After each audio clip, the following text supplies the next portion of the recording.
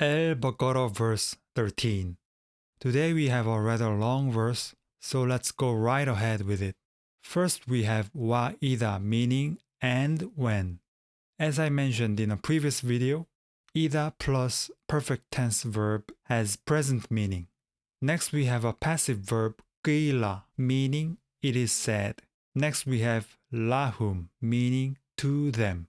So wa'idha qila lahum means and when it is said to them. Moving on, we have aminu, meaning believe. It's a form 4 verb conjugated in second person masculine plural imperative, so it's a command. Next, we have kama, meaning as. The preposition ka by itself means like or as, but a preposition cannot be followed directly by a verb, which is why me is attached here. And you can actually see the following word is a verb. Moving on, we have amana, meaning to believe again, but this time conjugated in 3ms perfect. So this verb itself means he believed.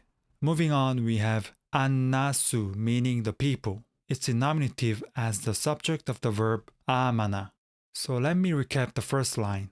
وَإِذَا قِيلَ لَهُمْ آمِنُوا كَمَا آمَنَ النَّاسُ means, and when it is said to them, believe as the people believe. Moving on to the next line, we have qalu, meaning they say.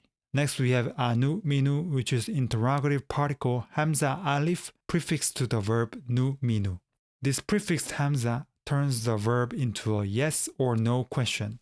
And nu minu is an imperfect verb which can have future meaning. So anu minu together would be translated as will we believe or should we believe. Next we have kama again, which means as. The following word is amana, meaning believed. And the following word is as-sufaha'u from the root sin fa he, meaning fools. It's in nominative as the subject of the verb amana. So let's recap the second line.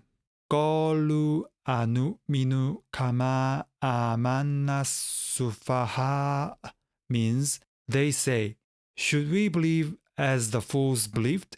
So this is their response when they are told to believe like the others. If you look at this verse, there is one verb that's repeated 4 times in this verse, which is this verb, amana. Let's do a quick conjugation drill with this verb. So far in chapter 2, we saw 6 different conjugations of this verb, amana, meaning to believe. If you want to try by yourself first, you can pause the video now and try to identify the tense and meaning of these verbs. Alright, and now I'll show you the answer. I'm not going over everything in this chart, but I want to mention some details worth noting. When it comes to form 4 verbs, prefix a indicates either perfect tense or imperative. Then how do we distinguish between perfect and imperative of form 4? You have to look at the stem vowel, which means the vowel on the second radical mim.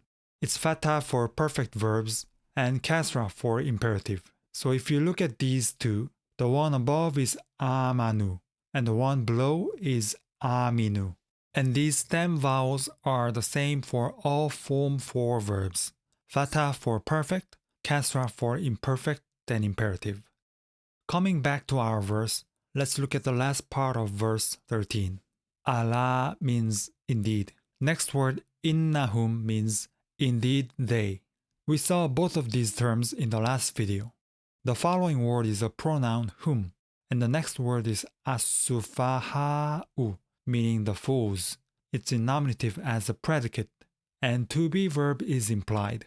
The sentence structure of the first line is exactly the same as the previous verse we saw in the last video. The second pronoun whom is for extra emphasis. So ala innahum humus sufaha means indeed it is they who are the fools.